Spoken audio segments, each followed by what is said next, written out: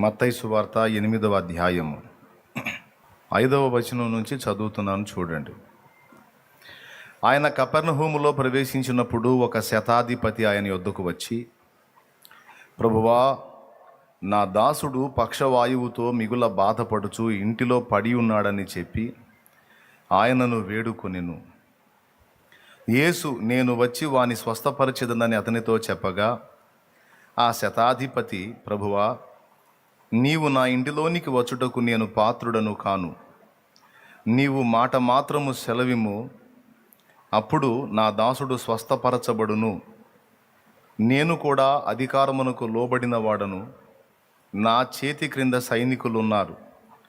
నేను ఒకని పొమ్మంటే పోవును, ఒకని రమ్మంటే వచ్చును. నా దాసుని ఈ పని చేయమంటే చేయును అని ఉత్తరం ఇచ్చెను. యేసు ఈ మాట విని ఆశ్చర్యపడి వెంట వచ్చుచున్న వారిని చూచి, ఇశ్రాయేలులో నెవనికైనను నేనింత విశ్వాసమున్నట్టు చూడలేదని నిశ్చయముగా మీతో చెప్పుచున్నాను. అనేకులు తూర్పు నుండి పడమట నుండి వచ్చి అబ్రహాముతో కూడాను, ఇసాకుతో కూడాను, యాకోబుతో కూడాను పరలోక రాజ్యమందు కూర్చుందురు గాని రాజ్య సంబంధులు వెలుపటి చీకటిలోనికి త్రోయబడుదురు. అక్కడ ఏడ్పును పండ్లు కొరుకుటయు నుండునని మీతో చెప్పుచున్నాను నేను. అంతటా యేసు, ఇక వెళ్ళుము, నీవు విశ్వసించిన ప్రకారము నీకు అవునుగాకని శతాధిపతితో చెప్పెను. ఆ ఘడియలోనే అతని దాసుడు స్వస్థత నొందెను. ఇప్పుడు చదువుకున్నటువంటి ఈ వాక్యాన్ని ఉత్తర ప్రత్యుత్తరాల రూపంలో చదువుకుందాం. ఒక వచనం నేను చదువుతా, మళ్ళీ మీరు ఒక వచనం చదవాలి. మళ్ళీ నేను ఒక వచనం చదువుతా, మళ్ళీ మీరు ఒక వచనం చదవాలి. సరేనా? ఇప్పుడు నేను మొదలు పెడతా, మళ్ళీ మీరు మౌనంగా ఉండేరు. ఒక వచనం నేను, ఒక వచనం మీరు, ఎందుకంటే చదివే పద్ధతి అబ్బిద్ది. అందుకని ఆయన కపెర్నహూములో ప్రవేశించినప్పుడు ఒక శతాధిపతి ఆయన యొద్దకు వచ్చి,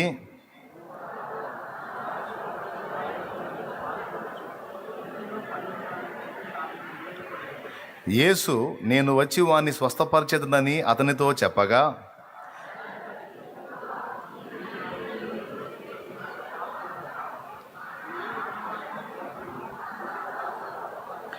నేను కూడా అధికారమునకు లోబడిన వాడను. నా చేతి క్రింద సైనికులు ఉన్నారు. నేను ఒకని పొమ్మంటే పోవును, ఒకని రమ్మంటే వచ్చును. నా దాసుని ఈ పని చేయమంటే చేయును అని ఉత్తరం ఇచ్చెను.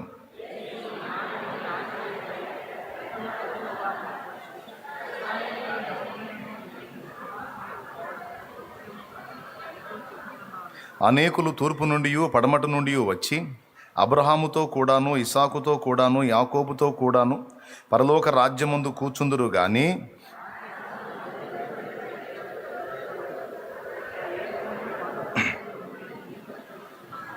అంతటా యేసు, ఇక వెళ్ళుము, నీవు విశ్వసించిన ప్రకారం నీకు అవునుగాక అని శతాధిపతితో చెప్పెను. ఆ ఘడియలోనే అతని దాసుడు స్వస్థత నొందెను. ఈ చదువుకున్నటువంటి ఈ పేరాలో ఎన్నో పాఠాలు ఉన్నాయి, చాలా సంగతులు ఉన్నాయి. ఒక శతాధిపతి, ఇతడు ఇశ్రాయేలీయుడు కాదు, ఇతడు ఒక అన్యుడు కాబట్టే యేసు ప్రభు తన వెంట వచ్చుచున్న వారి వైపు తిరిగి, ఇశ్రాయేలులోనైనను ఇంతటి విశ్వాసం ఉన్నట్టు నేను చూడలేదని ఆశ్చర్యాన్ని వ్యక్తం చేశాడు. కాబట్టి ఇందులో మనకి పాఠాలు ఏంటంటే, నంబర్ 1, శతాధిపతి క్యారెక్టర్. ఒక అంశం మాట్లాడాలంటే, శతాధిపతి అంటే 100 మంది సైనికుల మీద అధిపతి. శత అంటే 100 మంది మీద అధిపతి అయిన ఒక ఆఫీసర్. ఈయన చేతి కింద 100 మంది సైనికులు ఉంటారన్నమాట. వాస్తవంగా ఆ సైనికులకు సంబంధించినటువంటి పోలీస్ డిపార్ట్మెంట్లో మనుషులు భక్తిపరులుగా ఉండడానికి కష్టమవుతుంది. ఎందుకంటే భక్తిపరుడు సాత్వికుడు, నెమ్మదస్తుడు, నిదానస్తుడు, పద్ధతిగా దైవ స్వభావాన్ని వ్యక్తం చేస్తూ ఉంటాడు భక్తిపరుడు. కానీ ఈ పోలీస్ డిపార్ట్మెంట్లో ఆ టైపులో ఉంటే మరి మనుషులు మాటినరు. వాళ్ళు ఎంత ఇబ్బందికరంగా ఉంటే అంత తొందరగా లొంగుతారనమాట వచ్చిన వాళ్ళు. ఇప్పుడు ఉదాహరణకు ఒకడు దొంగ చిక్కాడు అనుకో, నాయనా బాబు చెప్పురా అంటే వాడు చెప్తాడా? ఎక్కడెక్కడ చోరీ చేసావు, ఎక్కడెక్కడ ఇది చేసావురా నువ్వు అని అడిగితే చెప్తాడా పద్ధతిగా? అయ్యా నాయనా కుమారుడా కూర్చో నాయనా అంటే కుదిరిద్దా? అట్లా కుదరదు. పట్టుకొని ఇక ఒక దెబ్బ ఇయటమో లేకపోతే ఒక బూతు తిట్టడమో కఠినమైన ఒక మాట మాట్లాడటమో ఉంటుంది. ఆ నైజాన్ని వ్యక్తం చేస్తేనే వాడు భయపడతాడు. సో వాడిని భయపెట్టడానికైనా సరే ఇతను లేని దాన్ని తెచ్చిపెట్టుకునైనా సరే ఆ గాంభీర్యాన్ని ప్రదర్శించాలి, లేదా దేవుడు లెక్క చేయడు. అవునా? అలాంటి ఫీల్డ్కి చెందిన ఇతను సైలెంట్గా యేసు ప్రభుని అబ్జర్వ్ చేస్తున్నాడు. శతాధిపతి జీవితాన్ని గురించి ఒక పాఠం ఉంది మనకి. రెండవది యేసు ప్రభు ఆశ్చర్యాన్ని గురించి ఒక పాఠం ఉంది. ఎంతోమందిని ఆశ్చర్యపరిచిన ఆశ్చర్యకరుడు ఆయన. యెషయా గ్రంథం 9:6 మనం చూస్తే ఆయనకున్న పేరులో ఏలయనగా మనకు శిశువు పుట్టెను, మనకు కుమారుడు అనుగ్రహించబడెను, అతని భుజముల మీద రాజ్యభారం ఉండును, ఆశ్చర్యకరుడు, ఆలోచనకర్త, నిత్యుడగు తండ్రి, సమాధానకర్త యొక్క అధిపతి అని అతనికి పేరు. అక్కడ ఆశ్చర్యకరుడుగా యేసయ్య కనపడుతున్నాడు. ఎవరా శిశువు? యేసయ్యే. అంటే ఆయన బోధ ఆశ్చర్యం, ఆయన ప్రవర్తన ఆశ్చర్యం, ఆయన జీవితం ఆశ్చర్యం, ఆయన మహిమను వదిలిపెట్టి రావటం ఆశ్చర్యం, ఆయన చేసిన కార్యాలు ఆశ్చర్యం, ఆయన మరణం ఆశ్చర్యం, ఆయన పునరుద్ధానం ఆశ్చర్యం, ఆయన ఆరోహణం ఆశ్చర్యం. టోటల్గా యేసు అంటేనే ఆశ్చర్యకరుడు. అలాంటి ఆశ్చర్యకరుడే ఇక్కడ ఈ అన్యుడైన శతాధిపతిని చూసి ఆశ్చర్యపోయాడు. తను ఆశించిన ఇశ్రాయేల్లో కనపడినటువంటి విశ్వాసం తను ఆశించనటువంటి అన్యుడిలో కనపడేసరికి ఆయన ఆశ్చర్యపోయాడు. సో ఆశ్చర్యకరుడు ఆశ్చర్యపోయినటువంటి ఘట్టాలు ఏమిటనే దాని మీద ఒక అంశం ఉంది. తర్వాత రాజ్య సంబంధులు వెలపలికి త్రోసివేయబడి అన్యజనులు వచ్చి అబ్రహాం, ఇస్సాకు, యాకోబులతో కూర్చుంటారు అని యేసు ప్రభు మాట్లాడిన మాటలోని వివరణ తీసుకుంటే అదొక అంశం. కడపటివారు మొదటివారు కడపటివారు. ముందు దేవుని ప్రజలు ఎవరు? ఇశ్రాయేలు జనాంగం. కానీ వాళ్ళు ఆయనను తృణీకరించినందున అన్యజనులకు అవకాశం ఏర్పడింది. ఇప్పుడు మొదట రేపు ఎత్తబడేది ఎవరు అంటే అన్యజనుల నుండి రక్షింపబడినటువంటి సంఘమే, తర్వాత ఇశ్రాయేల్ జనాంగం. Praise the lord. ఎత్తబడే సంఘంలో ఇశ్రాయేలు జనాంగంలోంచి వచ్చిన విశ్వాసులు కూడా ఉండొచ్చు కదంటే ఉంటారు, అది వేరు. వాళ్ళు మనం అంతా కలిపి ఈక్వల్ క్రీస్తునందు. కానీ ఇశ్రాయేలు జనాంగం జాతి మొత్తం కూడా లేచి ఆరోహణం అయ్యేటువంటి ఘట్టం మన తర్వాతే అయింది. ముందు మనం ఎత్తబడతాం, తర్వాత వాళ్ళు ఎత్తబడతారు, మనతో కలుస్తారన్నమాట. కాబట్టి ఇక్కడ పాయింట్ ఏంటంటే మొదటివారు కడపటివారు మొదటివారు. తూర్పు నుండి పడమటి నుండి కూర్చుంటారు. రాజ్య సంబంధులు వెలుపటి చీకట్లోనికి త్రోసివేయబడతారని ఒక భయంకరమైన మాట మాట్లాడాడు. దాని మీద ఒక ధ్యానం ఉంది. ఇక 4వది, ఇక వెళ్ళుము, నీవు విశ్వసించిన ప్రకారం నీ దాసునికి అవుతుంది పో అన్నాడు.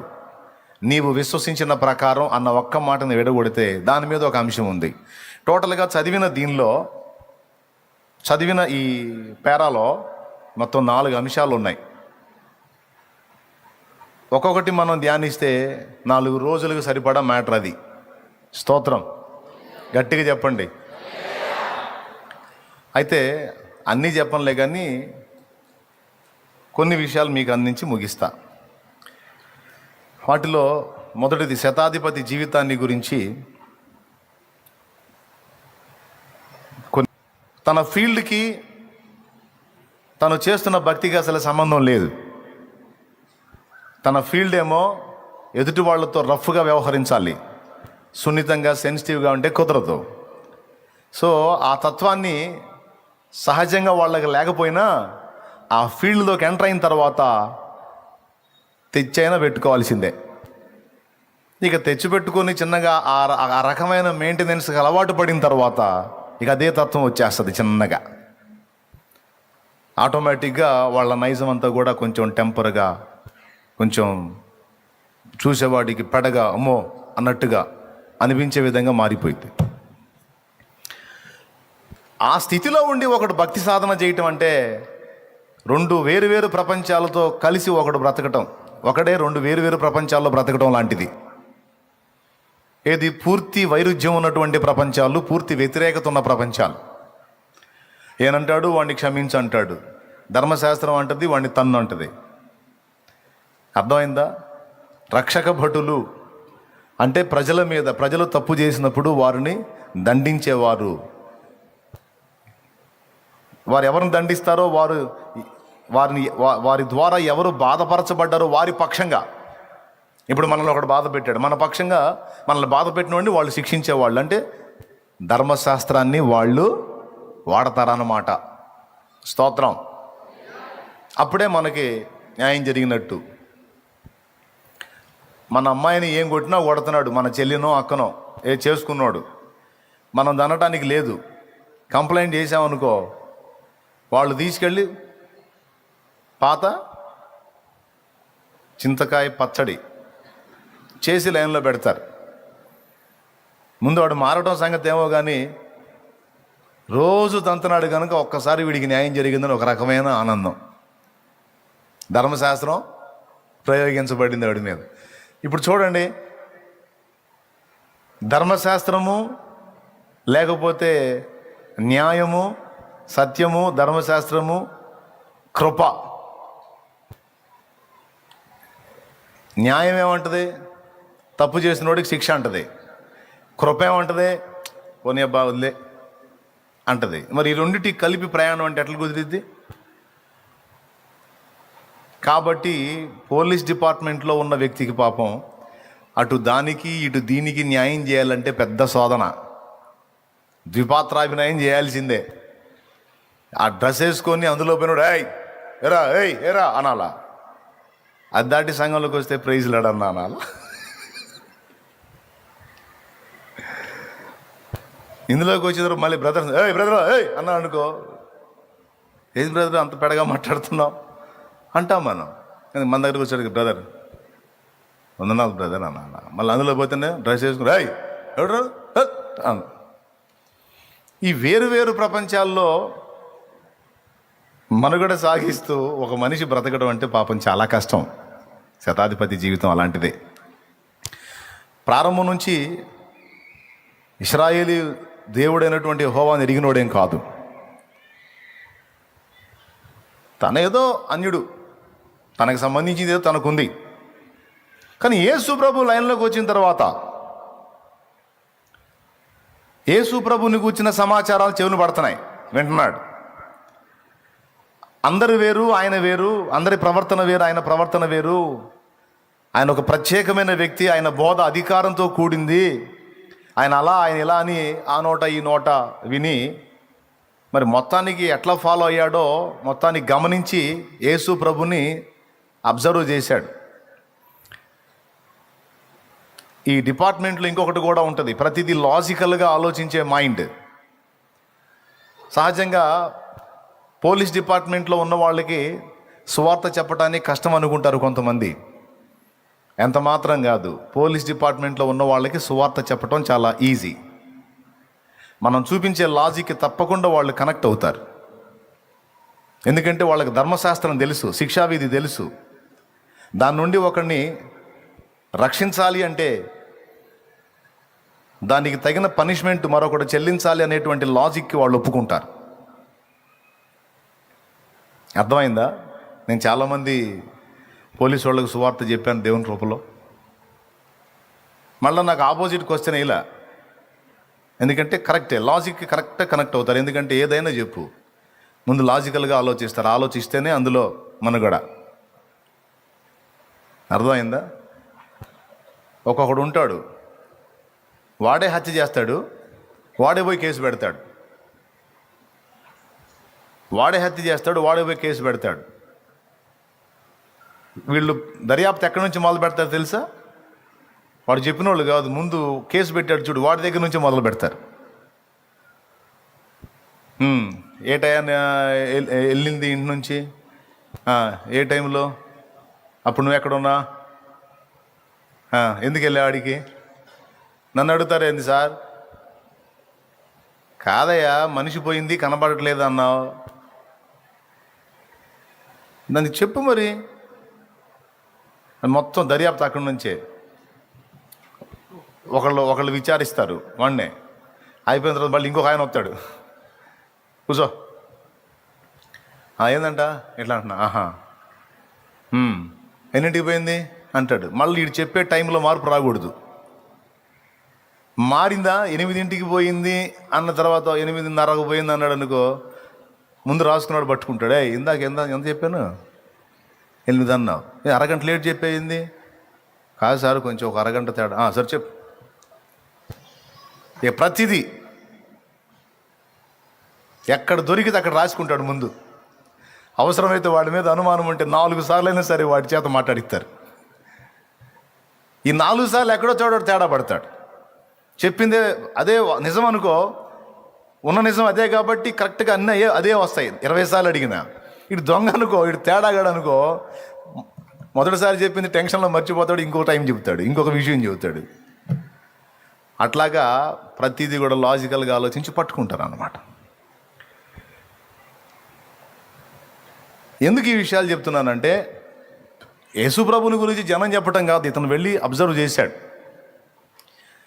ఆయన బోధ, ఆయన వ్యవహార శైలి, ఆయన క్రమశిక్షణ పద్ధతి, చాలా విషయాల్లో ఇతడు ఆలోచించినటువంటి సంగతులన్నిటికీ పర్ఫెక్ట్గా యేసు రీచ్ అయ్యాడు.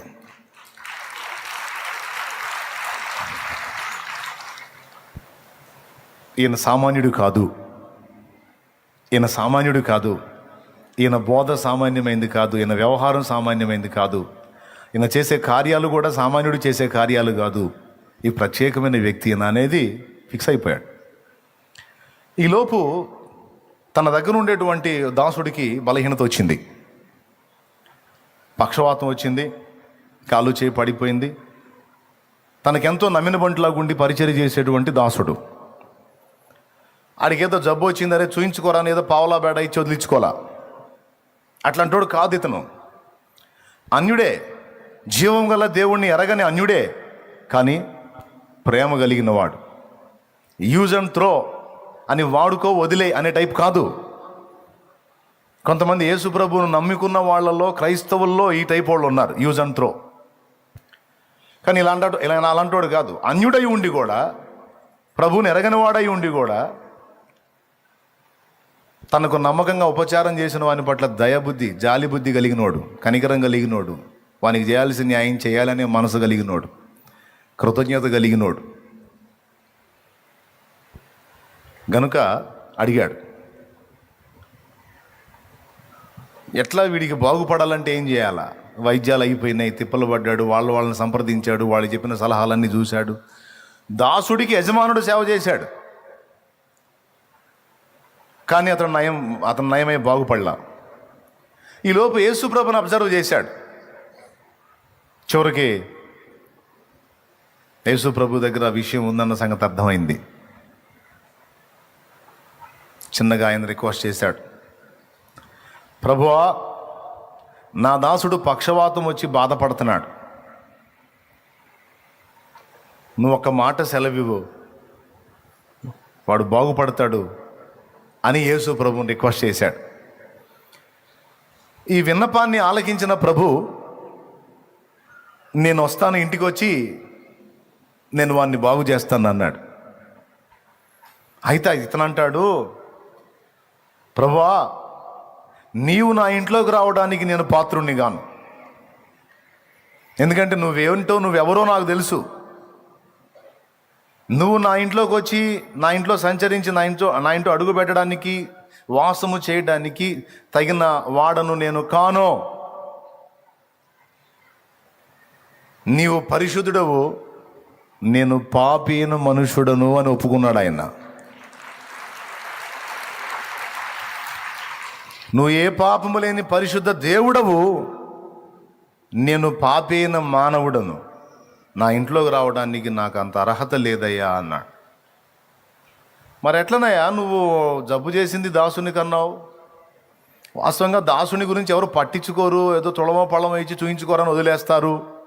కన్నవాళ్ళైతే లేదా ఇంటి వాళ్ళైతే వాళ్ళ గురించి కొంచెం శ్రద్ధ తీసుకుంటారు. కానీ దాసుని గురించి నువ్వు ఇంత శ్రద్ధ, కాబట్టి నాకు నచ్చేసావా, నేను వచ్చేస్తాను, ఇంటికి వచ్చేసి నేను ఆయన బాగు చేసేస్తాను అన్నాడు.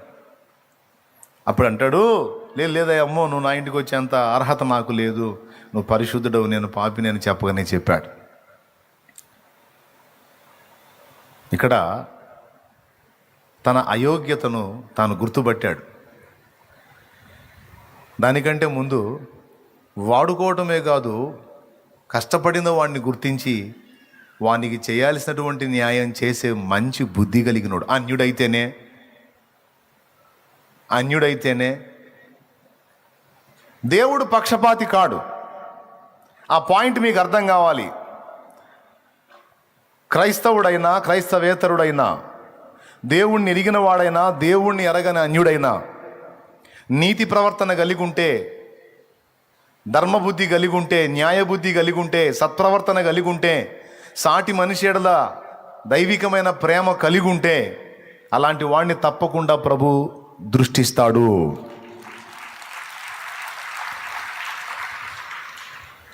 ఖచ్చితంగా వాడిని గౌరవిస్తాడు దేవుడు. మనకన్నా దేవుని వాక్యం ఉంది, వానికి దేవుని వాక్యం కూడా లేదు, కానీ తన మనస్సాక్షిని బట్టి వాడంత నీతి ప్రవర్తన కలిగి ఉన్నాడంటే అది ఇంకా గొప్ప విషయం. శతాధిపతి దగ్గర ఆ లక్షణం ఉంది. ఎదుటివాడిని వాడుకోవటమే కాదు, వాని ఎడల కృతజ్ఞత చూపాలి అనే ఆ కృతజ్ఞత బుద్ధిని తను వ్యక్తపరిచాడు. కాబట్టి యేసుప్రభువు నచ్చాడు. అయితే అంటాడు, మొట్టమొదటిది ప్రేమ కలిగిన వాడు, కృతజ్ఞతా బుద్ధి కలిగిన వాడు, న్యాయ ప్రవర్తన కలిగిన వాడు ఈ శతాధిపతి. ఒకటి. రెండవది, యేసు ప్రభు ఎవరో గుర్తుపట్టాడు. ఆయన ఏ పాపము లేని పరిశుద్ధుడు, ఆయన దేవుడు. ఇతనేమో తను తాను పాపిని అని చెప్పుకున్న వ్యక్తి. ఇక్కడ తన పాపస్థితిని తను గుర్తుపట్టాడు, తన అయోగ్యతను దానివల్ల అతడు దీనుడయ్యాడు. వాస్తవంగా 100 మంది మీద అధిపతి అంటే ఒక రేంజ్ మెయింటైన్ చేయొచ్చు. సహజంగా కొంతమంది చూసారా, వాళ్ళకున్న ధనాన్ని బట్టి, వాళ్ళకున్న హోదాను బట్టి, వాళ్ళకున్న గుర్తింపును బట్టి, వాళ్ళకున్న పెద్ద కులాన్ని బట్టి, మనం అంటే సేవకుడు వాళ్ళని స్పెషల్గా రెస్పెక్ట్ చేయాలని ఆశిస్తారు కొంతమంది. నాకు తగులుతారు కొంతమంది ఇట్లాంటి వాళ్ళు. ఎట్టి పరిస్థితుల్లో వాళ్ళ హోదాను వాళ్ళు నాకు తెలియజేయడానికి ట్రై చేస్తుంటారు. అది కులం విషయంలోనో, లేకపోతే డబ్బు విషయంలోనో, లేకపోతే వాళ్ళకున్న అధికార విషయంలోనో. అంటే ఎందుకు అది నాకు తెలియజేయడానికి ట్రై చేస్తారంటే, కొంతమంది అమాయకంగా కొంతమంది చెప్పబోతే, కొంతమంది కావాలని చెప్పబోతారు. ఎందుకంటే వాళ్ళకున్నటువంటి ఆ స్థాయిని బట్టి సేవకుడు బెండ్ అవ్వాలి. మేము ఫలానా అండి అంటే, అరే అయ్యో రండి కూర్చోండి అంటాను. ఇటీవలి కాలంలో ఒక సంగతి తెలిసింది నాకు. లైవ్ నుంచి చాలామంది ఫాలో అవుతారు, లైవ్ ద్వారా చాలామంది ఫాలో అవుతారు దూరాల నుంచి. ఒక పెద్ద అధికారి, ఆయన ఒక జడ్జి స్థాయి వ్యక్తి. ఆయనకు దేవుని యందు ప్రేమ ఉంది. మొన్న ఒకరోజు నాకు తెలీదు, వాకప్ చేసిన వాళ్ళు చెప్పిన మాట, రాత్రి వేళ వచ్చాడంట ఇక్కడికి. నైట్ అంతా మందిరంలోనే పండుకున్నాడంట. నైట్ అంతా మందిరంలోనే. 11-12 వచ్చాడు. ఆకలి అవుతుందట. తనతో కూడా ఉంటారు కదా సహకారులు. ఆకలి అవుతుంది, ఏమన్నా అన్నం ఉందేమో చూడండి అన్నాడంట మందిరంలో. సార్ ఇక్కడ అన్నం ఈ టైంలో ఉండకపోవచ్చు, ఉన్న అడుగు పొడుగు ఉండొచ్చు, బయట నుంచి తెస్తాం సార్ మంచి ఫుడ్ అంటే. ఓయ్, నేను దేవుని సన్నిధికి వచ్చానయా, దేవుని సన్నిధికి వచ్చాను. నేను అధికారిగా, రాజుగారు అలా ఆయన దాసుడిగా వచ్చాను. ఆయన సన్నిధిలో ఉన్నదే తింటాను, ఆయన సన్నిధిలో ఉన్నదే తింటానయా, తీసిరండి అంటే పాపం వెతికారంట వాళ్ళు ఆ పాత్రలో. వెతికితే అన్నమును చారు ఏదో ఉంది. ఇట్లా ఇది ఉంది సార్, అడుగు అన్నం చారు ఉందంటే అదే వేసుకురండి అంటే అదే కలుపుకొని తిన్నాడు. అయిపోయింది, ఇక పండుకోవాలి. వెనక రూమ్ ఉంది. సార్ బ్యాక్ రూమ్ ఉంది, మంచిగా పండుకోవచ్చు సార్ ప్రశాంతంగా అంటే, దయచేసి మీరు నన్ను ఇక్కడ ఒక హోదా కలిగిన వ్యక్తిగా నన్ను చూడొద్దు. నేను ఒక సామాన్యుణ్ణి, నేను ఆయన దాసుణ్ణి. ఆయన సన్నిధిలో ఒక రాత్రి గడపాలని ఆశతో వచ్చాను. ఆయన సన్నిధిలో ఉన్నది అది మాడు చెక్కలైనా సరే అయ్యే తింటాను. భయంకరంగా దోమలు సార్ అల్లాడిస్తాయి సార్, మామూలు కుట్టవు సార్ అంటే ఆనందంగా కుట్టించుకుంటా, మీకెందుకు, నేను సన్నిధిలోనే పండుకుంటా అని ఆ రాత్రంతా కూడా సన్నిధిలోనే కాసేపు ప్రార్థన చేసుకొని పండుకొని తెల్లవారులేసి సైలెంట్గా వెళ్ళిపోయాడంట తన టీముని తీసుకొని. ఊహించగలమా? మళ్ళీ చిన్న స్థాయి అధికారి కాదు ఆయన, పెద్ద స్థాయి అధికారి. కనీసం నాకు కబురు పెట్టడం కూడా చేయలే ఆయన. నేను వచ్చానని చెప్పండి అనే కబురు కూడా లేదు. ఈ ఒక్కడే కాదు, ఇలాంటి వాళ్ళు చాలామంది ఉన్నారు. ఆదివారం ఆరాధన గ్యాదర్ అయ్యే వాళ్ళలో ఒక రేంజ్ ఆఫీసర్స్ ఉన్నారు. కానీ సామాన్యమైన వ్యక్తులకు వచ్చి మోకాళ్ళు వేసి ప్రార్థన చేసుకుని వాక్యం విని ఆత్మలో ఆనందించి ఆరాధించి సామాన్యులుగా లేచి వెళ్ళిపోతారు. అట్లా ఇక్కడి నుంచి అది దాటిన దాకా మామూలుగా బికారుల్లాగానే వచ్చిపోతారు. చూసిన వాళ్ళు వాళ్ళని కూడా అరిసేవాళ్ళు ఉన్నారు. బైక్ పక్కన పెట్టాయా, అది పక్కన పెట్టా, ఇది పక్కన పెట్టా, వాళ్ళని కూడా గద్దించేవాళ్ళు. అలాగేనాయా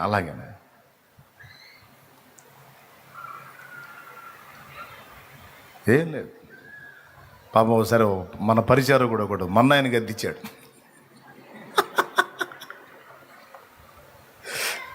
ఆయన చెప్పిన దగ్గర కాకుండా పక్కన పెట్టాడంట మొన్న బైకు.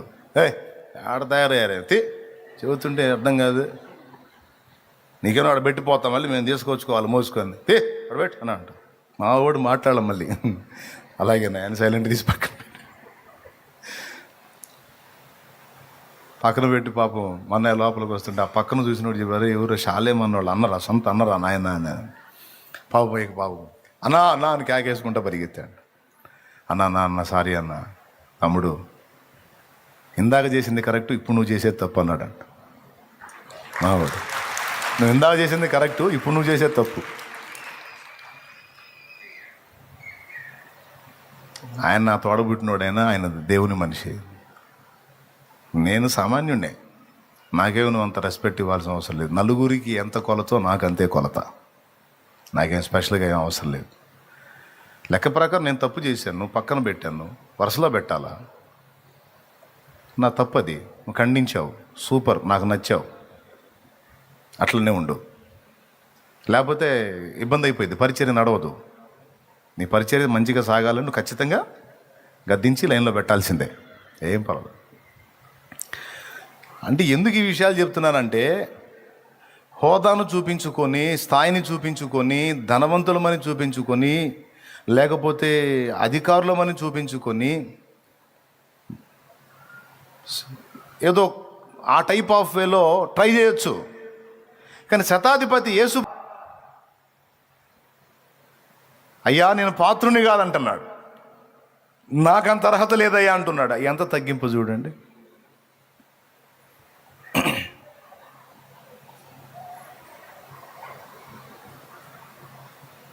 కొంతమంది సంఘంలో విశ్వాసులు అండి, ఏంది రాడా, ఏంది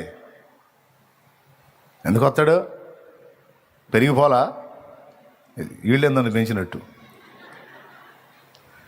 కొంతమంది ఫీలింగ్. అట్లా పొరపాటు ఆలోచనలో తప్పు. దేవుని ఎదుటికి, దైవజనుని ఎదుటికి వచ్చినప్పుడు ఎన్నడూ కూడా హోదాని, అధికారాలని, డబ్బు స్థితిని, లేకపోతే వాళ్ళకున్న కులము గొప్పతనాన్ని ఎక్స్పోజ్ చేయడానికి ఎన్నడూ ట్రై చేయకూడదు. అనవసరంగా కృప పోగొట్టుకుంటారు, దీవెన పోగొట్టుకుంటారు. ఆ ఎచ్చులు పడకూడదు. నా భాషలో చెప్పాలంటే ఏ ఎచ్చులు, వాటిని గురించి నేర్చులు పడకూడదు. అన్యుడైతేనే వానికి లెక్కలు తెలుసు. యేసు ప్రభు దగ్గరికి వచ్చినప్పుడు నకరాలు చేయకూడదు. నేను వస్తానయ్యా అంటే ఏందయ్యా వచ్చేది, అంత అర్హత నాకు ఎక్కడుంది, అమ్మో నేను అంత యోగ్యుడిని కాదయ్యా అని తన అయోగ్యతను చాటుతూ మూడో మాట అంటాడు, అయినా నువ్వు వచ్చే అవసరం ఏముందయ్యా. ఎంత విశ్వాసమో చూడండి. కొంతమందికి తల మీద చేయబెట్టి ఈ మాడుగు పెట్టి కొట్టి కొట్టి ప్రార్థన చేసినా తృప్తి ఉండదో. ఈయన విశ్వాసం చూడు. అయినా అసలు నువ్వు రావాల్సిన అవసరం ఏముంది, మాట మాత్రము సెలవివ్వో నా దాసుడు బాగుపడతాడు అన్నాడు. హల్లెలూయా. ఒక మాట సెలవివయా. మేము ఎదుర్కొంటున్న రోగాలు, బాధలు, సమస్యలు, ఇరుకులు, ఇబ్బందులు నీ చేతి కింద దాసుల వంటివి ప్రభువా. నా కింద సైనికులు ఉన్నారు. రేయ్ డ్రయ్యా అంటే ఒకడు వస్తాడు, రేయ్ పోరా అంటే ఒకడు పోతాడు.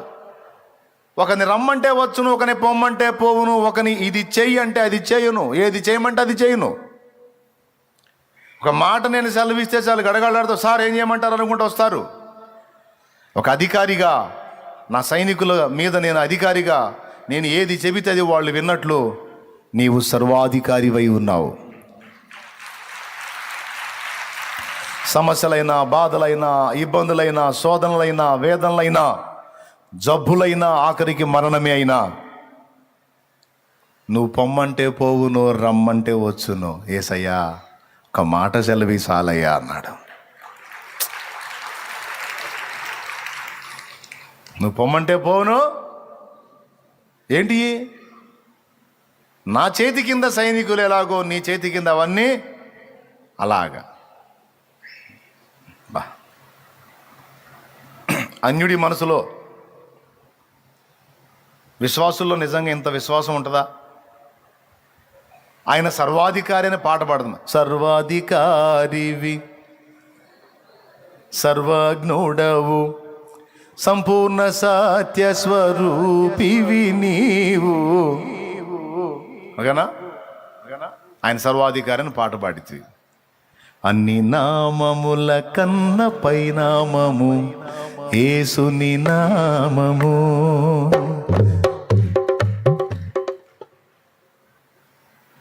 తర్వాత లైన్ ఏంది? కాదు, యేసునామం నాకు కూడా తెలుసులే. అన్ని నామముల కన్నా పైనామము యేసునామ. ఎన్ని తరములకైనా కొనియాడదగినది క్రీస్తు. ఇప్పుడు వాడండి. అన్ని నామముల కన్న పైనామము యేసుని నామము, ఎన్ని తరములకైనా కొనియాడదగినది క్రీస్తు నామము. యేసునామము జయం జయము, సాతాను శక్తుల్ లయం లయము. యేసునామము జయం జయము, సాతాను శక్తుల్ లయం లయము. హల్లెలూయా హోసన్నా హల్లెలూయా, హల్లెలూయా ఆమేన్. హల్లెలూయా హోసన్నా హల్లెలూయా, హల్లెలూయా ఆమేన్. దేవునికి మహిమ. పాటేమో సర్వాధికారాన్ని పాడతాం, అలాగే అన్ని నామముల కన్నా పైనామని పాడతాం, కానీ నిజంగా దాన్ని నిజమని విశ్వసించలేం. అది మన బలహీనత. నీవు ఎదుర్కొనే ప్రతి సమస్యకి ఒక పేరు ఉంది. ఆర్థిక ఇబ్బందులు, అప్పుల బాధలేదు, అప్పు అనే పేరు. ఎన్ని రోగాలు చెప్తావో అన్ని రోగాలకు పేర్లు ఉన్నాయి. కాలు చేయి పని చేయలేదనుకో పక్షవాతం, ముక్కు నుండి ద్రవం కారుతుంది అనుకో జలుబు, కళ్ళు రెండు ఎర్రగైపోయినాయి అనుకో కండ్ల కలకలు ఇప్పుడు ఫుల్గా ఉన్నాయి, ఒళ్ళంతా విపరీతమైన వేడితో ఉందనుకో జ్వరము. పేర్లు ఉన్నాయా లేవా? ఆయాసం, రొప్పు వస్తుందనుకో నెమ్ము అని. తర్వాత ఇంకేమంటారు దాని పేరు? ఆస్మా అని, అట్లా ఏదో ఉంటాయి పేరు. ప్రతి దానికి పేరు లేని జబ్బు అంటూ ఏం లేదు. ప్రతి జబ్బుకి పేరుంది. మనం ఏం పాడావు ఇప్పుడు? పాట ఏం పాడావు? నువ్వు ఎదుర్కొనే ప్రతి సమస్యకి పేరుంది. ఆఖరికి నీ శత్రువులు ఉంటే ఆ శత్రువులకు కూడా పేర్లు ఉన్నాయి. పేరు లేని శత్రువుడు లేడు. సైతాన్ నీకు శత్రువు అయితే వాడి కూడా ఒక పేరు ఉంది. సాధుని వాడికి పేరు లేని వ్యక్తి కానీ, సమస్య కానీ, రోగం కానీ ఏమీ, అన్నిటికీ నామాలు ఉన్నాయి. నామం అనగా పేరు. పాట ఏం పాడావు? అన్ని నామముల కంటే పై నామము యేసు నామం అని పాడాం. కానీ అలా విశ్వసించాం. నువ్వు మంచి భయంకరమైన జబ్బు పేరు చెప్పావు అనుకో, దానికి పైన యేసయ్య ఉన్నాడు. యేసు నామం ఉంది. యెహోవా నామము బలమైన దుర్గము, నీతిమంతుడు అందులోనికి పరిగెత్తి సురక్షితముగా నివసించును. సామెతల్లో ఉంది. అన్ని నామముల కంటే పై నామము ఆయన నామమైనప్పుడు నువ్వు ఎదుర్కొనే ప్రతి సమస్యకు ఓ పేరుంది. ఆ పేరుకు పైన యేసు అనే నామం ఉంది. గుర్తుపెట్టుకో. పైన ఉంది, కింద లేదు. నువ్వు ఎంత సమస్యను ఎదుర్కొంటున్నా నువ్వు ఒక్కటే గ్రహించాలి, ఆలోచించాలి. దీని అంతటికి పైన యేసయ్య ఉన్నాడు. యేసయ్య నామం ఉంది. ఆయన కిందనే ఉన్నాయి కదా ఇవన్నీ, ఆయన పైన అయితే లేవు కదా. పర్వాలేదులే, అన్నిటికీ పైన ఆయన ఉన్నాడు, ఆయన చూసుకుంటాడన్న భరోసా, విశ్వాసం, ధైర్యం అనకుండా. అన్ని నామముల కంటే పైనామం అని నీకు వినపడిందంటే అందులో ఈ సబ్జెక్ట్ గుర్తు రావాలి నీకు. నీ శత్రువులు, నీ బలహీనతలు, నిన్ను శోధించే సైతాను, నిన్ను పడద్రోసే శోధనలు, నువ్వు ఎదుర్కొంటున్న అప్పులు, ఇబ్బందులు, రోగాలు, అన్నిటికీ పైన నా యేసయ్య నామం ఉంది. అన్నీ ఆయన పాదముల క్రిందే ఉన్నాయి. ఆయనకి స్తోత్రం. ఆయనే చూసుకుంటాడు. ఆమేన్. గట్టిగా చెప్పండి. అది సర్వాధికారి అనే పాట పాడటం కాదు, ఆఖరికి చావు మీద కూడా అధికారం కలిగినోడు. ఆయన సెలవు లేకుండా భూమి మీద నుండి ఒక ప్రాణం పోవాలన్నా కూడా సాధ్యం కాదు. ఒక ప్రాణం భూమి మీద నుండి తీయబడింది అంటే ఆయన సెలవు. మరణము యొక్కయు పాతాళ లోకం యొక్కయు తాళపు చెవులు నా స్వాధీనమందు ఉంచబడి ఉన్నవి అన్నాడు. ప్రకటన గ్రంథం 1వ అధ్యాయము 18వ వచనం మీరు చూడగలిగితే ఈ మాట అండర్లైన్ చేసుకోవచ్చు. ఆఖరికి చావుతో సహా దాని మీద కూడా ఆయన అధికారం కలిగి ఉన్నాడు. నేను మొదటి వాడను, కడపటి వాడను, జీవించువాడను, మృతుడనైతిని కానీ ఇదిగో యుగయుగములు సజీవుడనై ఉన్నాను. మరియు మరణము యొక్కయు పాతాళ లోకము యొక్కయు తాళపు చెవులు నా స్వాధీనములో ఉన్నవి. మరణము యొక్కయు, ఒకడికి మరణం కలగాలంటే, మరణం కలిగి అతను దేవుని దగ్గరకు చేరాలంటే, ఈ లోకాన్ని విడవాలంటే తలుపు యేసయ్య తీయాలి. కాబట్టి భయం లేదు. ఇక ఆయన సెలవు అయితే ఉండటం కంటే వెళ్ళటమే మంచిది. ఇంక వచ్చారా బాబు అంటే, సెలవు కాలేదనుకో గొంతు పీసికినా మనం జాబం. దేవునికి స్తోత్రం. హల్లెలూయా. సమస్య లేదు, గొంతుకు తాడేసి లాగినా సరే కొట్టలాడుతాం కానీ సాపం. ఆయన తలుపు తీగిపోతే ఎట్లా? ఆయన సర్వాధికారి అని పాడుట, మాట్లాడుటయే కాదు, సర్వాధికారి అని నమ్మాలి. శతాధిపతి అన్యుడై ఉండి ఎంత గొప్ప విశ్వాసాన్ని కనపరిచాడండి. ప్రభువా నువ్వు సర్వాధికారివయ్యా, పక్షవాతం నీకు లోబడదా? నువ్వు వచ్చి దాన్ని సాగనంపాలా? మాట మాత్రము సెలవిమ్ము, మా బ్రతుకు మారిపోతుంది. మాట మాత్రము సెలవిమ్ము, మాకు విడుదల దొరుకుతుంది. పాడదామా? మాట మాత్రము సెలవిమ్ము, మా బ్రతుకు మారిపోతుంది. మాట మాత్రము సెలవిమ్ము, మాకు విడుదల దొరుకుతుంది. మాట మాత్రము సెలవిమ్ము, మా బ్రతుకు మారి. మాట మాత్రము సెలవిమ్ము, మాకు విడుదల దొరుకుతుంది. నీ మాట కోసమే యేసయ్య మా కన్నీళ్ళు ఎదురు చూసేనయ్యా. నీ మాట కోసమే యేసయ్య మా కన్నీళ్ళు ఎదురు చూసేనయ్యా. మాట మాత్రము సెలవిమ్ము, మా బ్రతుకు మారిపోతుంది. మాట మాత్రము సెలవిమ్ము.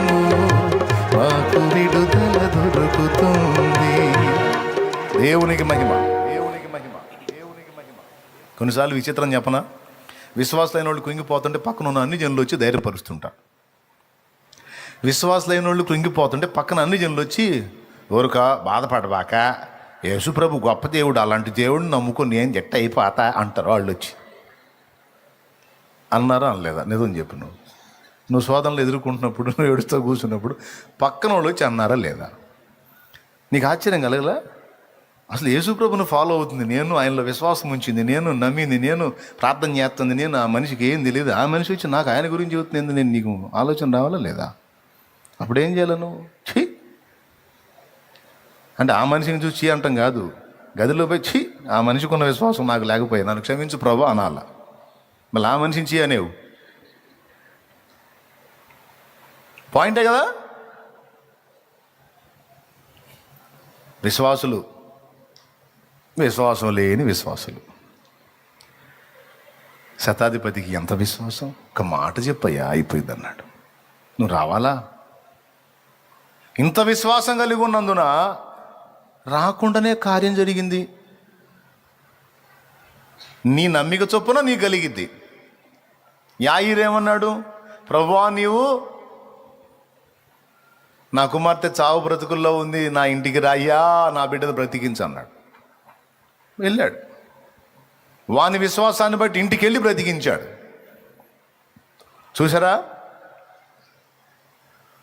కనాను స్త్రీ, అయ్యా నా కుమార్తె దయ్యం బట్టి బాధించబడుతుంది అయ్యా, శోధించబడుతుంది అయ్యా, అయ్యా ఒక్క మాట అయ్యా అయ్యా అని వెంటబడితే వినిపించుకోకుండా పోయాడు. అన్యురాలామే వినిపించుకోకుండా పోయాడు. అయినా వెంటబడింది.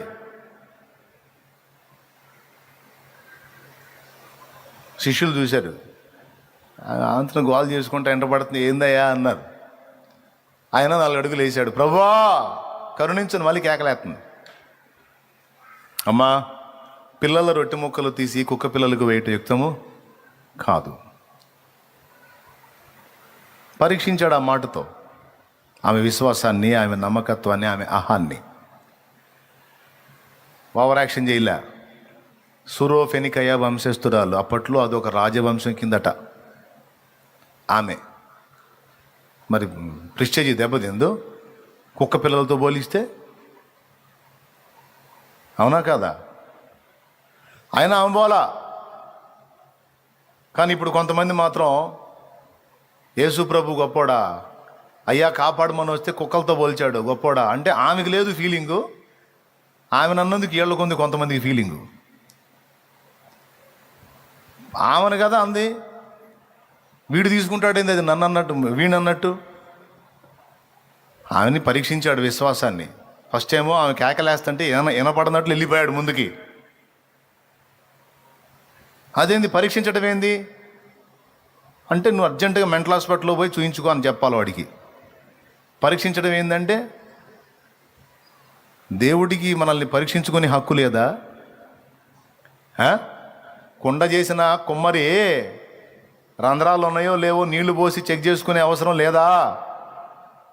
అట్లాగే మనల్ని సృష్టించిన సృష్టికర్త మనలో లోపాలను వెతుక్కొని సరి చేసుకోవాలి కదా, పరీక్షించుకోవాలి కదా. దేవుడు మనల్ని టెస్ట్ చేయొద్దా?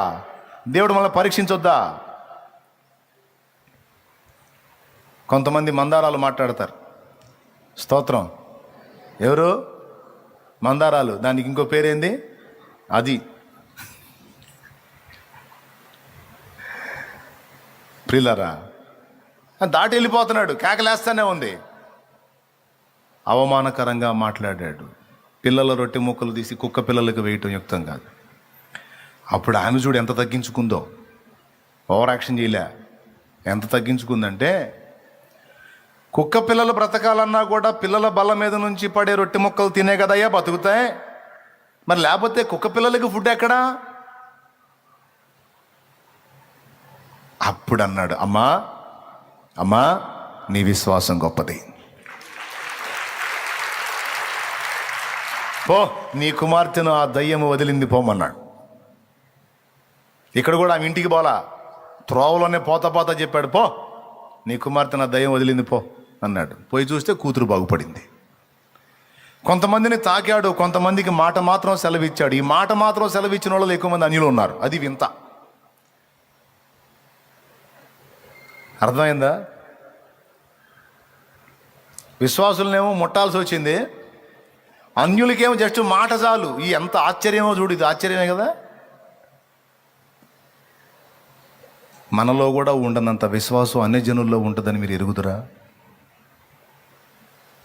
యూట్యూబ్ ద్వారా ఇప్పుడు ఎన్నో మెసేజ్లు వెళ్తూ ఉన్నాయి. మీకు తెలుసో తెలియదో, ఎక్కువ మన వాటిని ఫాలో అవుతున్న వాళ్ళు అన్ని జనులు, విశ్వాసులు మరియు అన్ని జనులు పిచ్చగా ఉన్నారు. మీరు అనుకుంటారేమో ఒక ఛానలే కదా తండ్రి సన్నిధి మినిస్ట్రీస్ అని. దాదాపు 40 నుంచి 60 ఛానళ్లలో రెగ్యులర్గా రోజు వీడియోలు వెళ్తూనే ఉంటాయి. మరి అంతమంది ఎక్కడ చూస్తున్నారు? ఎవరెవరు చూస్తున్నారు? ఎక్కడ పట్టిన వాళ్ళు కనపడి చెబుతా ఉంటే ఆశ్చర్యం కలుగుతుంది నాకు. అన్యజనులు తన కార్యం అలా జరిపించుకుంటున్నాడు.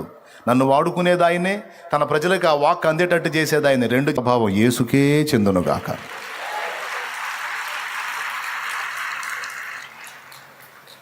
హల్లెలూయా, గట్టిగా చెప్పు. అది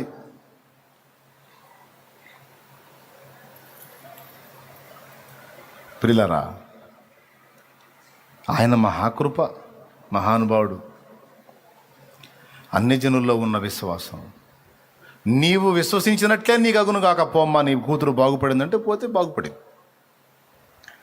ఇక వెళ్ళుమో, నీవు విశ్వసించిన ప్రకారం నీకు అవును గాక అంటే అతను వెళ్ళి చూస్తే తన దాసుడు స్వస్థత పొందాడు అని రాయబడి ఉంది. శతాధిపతి దేవుడు మానవుడి నుండి ఎదురు చూసేటువంటి 4 విషయాల్లో పాస్ అయ్యాడు. నంబర్ 1,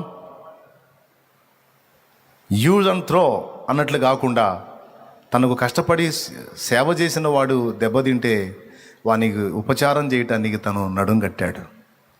అప్పటిదాకా తన చేత సేవ పొందినవాడు ఆ దాసునికి సేవ చేయటం మొదలుపెట్టాడు. దేవునికి మహిమ. ప్రేమ గదిది, కృతజ్ఞత గదిది. అది చాలా ఇష్టం దేవుడికి. కృతజ్ఞతను ప్రదర్శించటం, కృతజ్ఞత బుద్ధి కలిగి నడుచుకోవటం ఎంత ఇష్టమో దేవుడికి. అయ్యలారా, ఏముందిలే అనుకోవద్దు నాయనలారా, కేర్ఫుల్గా తీసుకోండి. దేవుడిని ఎరగని అన్ని జనుల్లోనే ఎంతో కృతజ్ఞత ఉంటే, దేవుడిని ఎరిగిన మనకి ఇంకా ఎక్కువ కృతజ్ఞత బుద్ధి ఉండాలి. దేవుని ఎడల మనకు కృతజ్ఞత ఉండాలి. సాటి నరుల ఎడల కూడా మనకి కృతజ్ఞత, అంటే మనకు మేలు చేసిన వారి ఎడల కృతజ్ఞత ఉండాలి. శతాధిపతికి దాసుడు కాస్త కూస్తో పైకం తీసుకొని పైసలు తీసుకొని పనిచేసి ఉంటాడు. అయినా ఇతడు నాకు సేవ చేశాడు. పాపం, ఆడి చేతులు నాకు సేవ చేసినాయి. ఆడి చేతులతో నాకు ఆహారం ఇచ్చాడు, గిన్నె అందించాడు, నీళ్ళు ఇచ్చాడు, నా కాళ్ళ చెప్పులు తీసుకెళ్ళి పక్కన పెట్టాడు. నాకు సేవ చేసిన ఆ చెయ్యి కాళ్ళు 2 చచ్చుబడిపోయినాయి. అయ్యో అని బాధపడ్డాడు. పనోడు కదా అని పక్కన వెళ్ళా. అప్పటిదాకా పనివాడుగా ఉన్నవాడు ఇప్పుడు కన్నబిడ్డలాగా స్వీకరించాడు. అది శతాధిపతి మనసు అంటే. ఒక కన్నబిడ్డ కాలు చేయబడిపోతే తండ్రి ఎంత లబలబలాడిపోతాడో, ఎంత అల్లాడిపోతాడో. కూతురు కోసం కనాను స్త్రీ ఎలాగైతే ప్రభువుని అయ్యా అని వేడుకుందో, దాసుని కోసం ఇతడు తన బిడ్డలాగా వేడుకోవటం అంటే యజమానుడి పాత్రను తీసేసి తండ్రి పాత్ర పోషించినట్టే కదండి. యేసయ్యది ఎంత మంచి మనసో చూడు. సత్క్రియ చేసిన వాడు అన్యుడైనా పొగడకుండా ఉండలేదు చూడు యేసయ్య. యేసయ్య మంచి మనసు అది. ఏ కొంచెం మనలో నమ్మకత్వం కలిగి కనబడ్డా మనల్ని ఘనపరచకుండా ఉండలేడు. ఎంత అంటే వెంటనే స్పందించాడు. ఇశ్రాయేల్లోనైనా ఇంత విశ్వాసం నేను చూడలా అన్నాడు. అంటే అంత గొప్ప విశ్వాసితనని ఘనపరిచేశాడు. ఆ రోజు ఆ మహానుభావుడు ఇచ్చిన ఆ చిన్న ఘనత తరతరాలకు నిత్యత్వ పర్యంతం గ్రంథంలోకి ఎక్కిందండి. యేసయ్య ఇచ్చే ఘనత శాశ్వతమైంది. అది మేలు పొంది ఏమండి, ఏరు దాటిన దాకా ఓడలు ఎక్కి కూర్చున్న వాళ్ళు ఏమండి ఓడమల్లన్న గారు అంటారు. ఏరు దాటి ఒడ్డుకు దిగినాక ఏరులో ఉన్నప్పుడేమో ఓడమల్లన్న అంట. ఏరు దాటి ఒడ్డుకి ఎక్కిన తర్వాత పోరా బోడి మల్లన్న అన్నారు. కొంతమంది బుద్ధులు అట్ట తగలబడతాయి. ఆ బుద్ధులు తగ్గట్టే బతుకులు తగలబడతాయి. కృతజ్ఞతా బుద్ధి. ఒక్కసారి మేలు పొందితే, ఒకసారి మంచి పొందితే, ఒకసారి సహకారం పొందితే, ఏ విధం చేతనైనా సరే ఆ వ్యక్తికి మేలు చేయటానికి, అతడు చేసిన ఉపకారాన్ని మర్చిపోకుండా గుండెల్లో ఎల్లప్పుడూ పెట్టుకోవటానికి ఆ కృతజ్ఞత బుద్ధి మనం సాధన చేయాలి. కృతజ్ఞత బుద్ధి కలిగిన హృదయాలంటే యేసయ్యకి చాలా ఇష్టం. మర్చిపోవద్దు. దీవించబడతారు. కృతజ్ఞత కలిగిన మనసు కలిగి ఉంటే దీవించబడతారు. మర్చిపోవద్దు. మేలు పొంది కీడు చేయొద్దు. ఉపకారం పొంది విషం కక్కొద్దు. దానివల్ల నువ్వే నష్టపోతావు.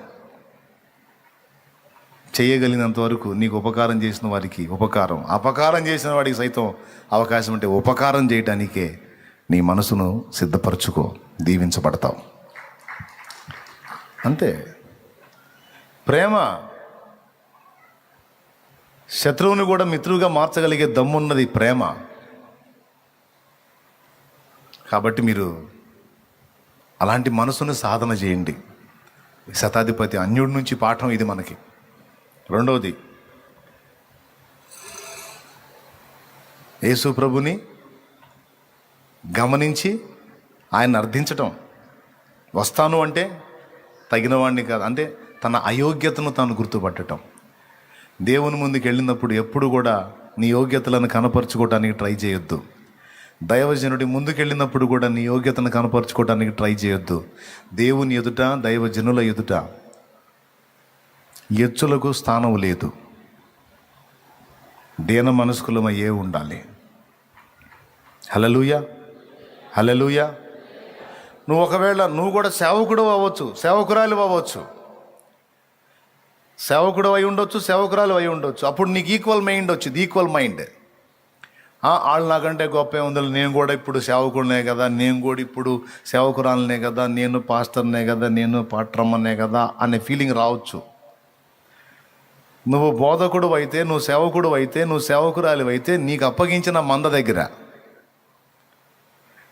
నువ్వు ఎక్కడైతే పుట్టి పెరిగావో, ఎక్కడైతే అభ్యాసాన్ని నేర్చుకున్నావో, ఎక్కడైతే ఆత్మీయ పాఠాలు నేర్చుకున్నావో, ఎక్కడైతే దేవుని పని కొరకు సిద్ధపరచబడ్డావో, ఆ వ్యక్తి ఎదుట ఎప్పటికీ కూడా నువ్వు విద్యార్థివి అన్న సంగతి మర్చిపోవద్దు.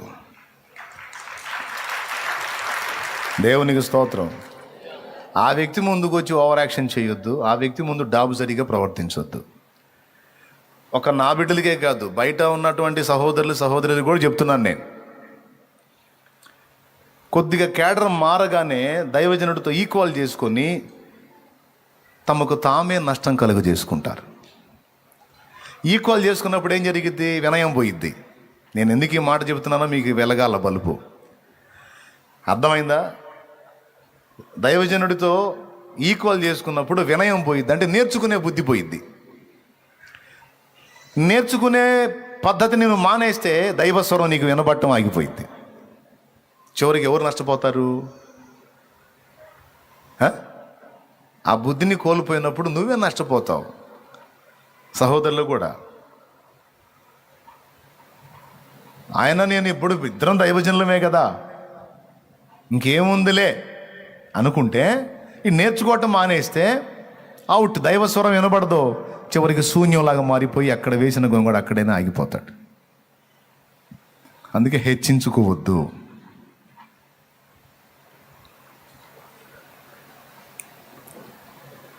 నీ మంద ముందు పో. నీకు అప్పచెప్పిన సంఘం ముందు నువ్వు నాయకుడివే, బోధకుడివే. మళ్ళీ వాళ్ళు నీకు వినయం చూపాల్సిందే. వాళ్ళ ముందు నువ్వు గౌరవంగా ఉండొచ్చు, ఇబ్బంది లేదు. వాళ్ళ ముందు నీ గౌరవాన్ని కాపాడుకోవాలి. వాళ్ళ ముందు నువ్వు కొంచెం జాగ్రత్తగా ఉండాల్సిందే. కానీ నిన్ను పెంచి పోషించిన ఆత్మీయ నాయకుని దగ్గర మాత్రం నువ్వు వినయాన్ని కలిగి ఉండాలి. దాన్ని పోగొట్టుకుంటే నేర్చుకోవటం మానేస్తావు. నేర్చుకోవటం మానేస్తే నువ్వే ఎఫెక్ట్ అవుతావు, పాడైపోతావు. నువ్వెంత పెద్ద మొనగాడివిగా మొనగత్తేవుగా, నీకు పైన నాయకులుగా దేవుడు ఏర్పరిచిన వారిని తృణీకరించకుండా నువ్వు జాగ్రత్త చూసుకోవాలా. లేకపోతే దాని నష్టాన్ని తప్పకుండా నువ్వు అనుభవించాల్సి వస్తుంది. ఆ రోజు కాకపోతే తర్వాతైనా దాని నష్టం మాత్రం ఖచ్చితంగా నువ్వు ఫేస్ చేస్తావు. అందుకే ఇప్పటికి కూడా నాకు ఉపదేశం చేసిన వాళ్ళని, రక్షణలో నడిపించిన వాళ్ళని నా గుండెల్లో పెట్టుకున్నా. ఇప్పటికీ వాళ్ళ ముందుకు పోయినప్పుడు నా వినయాన్ని నేను కలిగి ఉంటా. వాళ్ళ నోటి నుండి వచ్చే దేవుని మాటల్ని వినటానికి, ఆ సలహాను తీసుకోవటానికి ఇప్పటికీ సహా నేను లోబడతా. ఎంతమందికి అర్థమవుతున్నాయి నేను చెప్పే సంగతులు? ఈరోజు డీప్ స్టడీ అని చెప్పట్లా, జస్ట్ సింపుల్గా ఒకటి జీవితంలో నుంచి కొన్ని మాటలు మీకు అందిస్తున్నా. మొదటిది ఏమిటి? ప్రేమ, కృతజ్ఞత బుద్ధి. రెండవది తన అయోగ్యతను తాను ఇప్పుడు అదే పద్ధతి సైనికుల ముందు ప్రదర్శిస్తాడా? అయ్యా మిమ్మల్ని పంపించడానికి, రమ్మంటానికి, పొమ్మంటానికి నాకు అర్హత లేదు అంటాడా? వాళ్ళ దగ్గర అనడం మళ్ళీ అంటాడు. ఇదే మనిషి మళ్ళీ యేసయ్య దగ్గరికి వచ్చేటప్పటికి, ప్రభువా అమ్మో నువ్వు నా ఇంటికి వచ్చేంత అర్హత నాకు లేదు, నేను ఎంతటి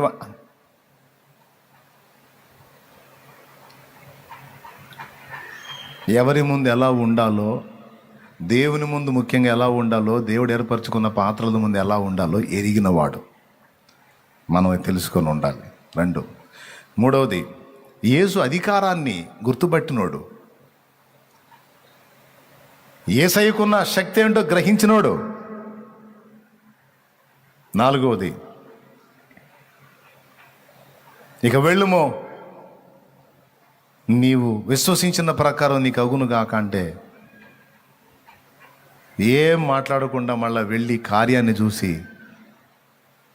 సాక్ష్యం ఇచ్చిన వాడు శతాధిపతి. ఏం విశ్వసించాడో అదే జరిగింది అక్కడ. నువ్వు మాట చెప్పు, నువ్వు అను, అయిపోయింది అంతే. కొంతమంది వస్తారండి నిజంగా అస్సలు పరమ మొరట మనుషుల్లాగా ఉంటారా, మైండ్ పోగొడతారు. నాకు ఏందయ్యా ఒక మాట అను, నువ్వు ఒక్క మాట అన్నయ్యా నువ్వు అను అంటారు. మళ్ళా కనపడతారు, చూసావా నువ్వు అన్నావు, నాయం చేసేసాడు, ఎదుగో సాక్ష్యం అంట. నాకు ఆశ్చర్యం, ఇట్లా చాలామంది తగిలారు నాకు. అక్షర జ్ఞానం లేదు, కానీ నువ్వు అన్నయ్యా ఒక మాట అన్నయ్యా, నాయనకి చెప్పాయా, ఒక మాట చెప్పాయా, నువ్వు చెప్పు అయిపోయింది. నిజంగానే జరిగింది. చదువు ఎక్కువైతే లాజిక్లు ఎక్కువ అవుతాయి. అందుకే చదువుకున్న వాళ్ళ కంటే మోటోళ్ళ దగ్గర ఎక్కువ విశ్వాసం ఉంటుంది. స్తోత్రం. చదువు ఎక్కువైతే అది ఎట్లా జరుగుతుంది, ఇది ఎట్లా జరుగుతుంది, అది కష్టమేమోలే, ఇది కష్టమేమోలే, అట్లేమోలే, ఎట్లా ఇవొత్తుంటాయి. చదువు లేకపోయినా కొంతమంది గుండెల్లో ఎంత విశ్వాసం ఉంటుందంటే, ప్రార్థన చేసి నాకు సహా అనుమానం వచ్చే విషయాలు వాళ్ళు సాధించుకొని వస్తారు. ప్రియులారా, ఇదంతా ఎందుకు చెప్తున్నానంటే ఒక్క కారణాన్ని బట్టి చెప్తున్నానయ్యా. సింపుల్గా అమ్మ అందరు వినండి. మనం దేవుణ్ణి ఎరిగున్నాం. దేవుణ్ణి ఎరగని అన్యులను సైతం దేవుడు దృష్టిస్తున్నాడు. వాళ్ళని గురించి కూడా పొగడి గణపరిచి యేసు ప్రభు మాట్లాడాడు. అపోస్తల కార్యం 10:34 ప్రకారం యేసుక్రీస్తు అందరికీ ప్రభు.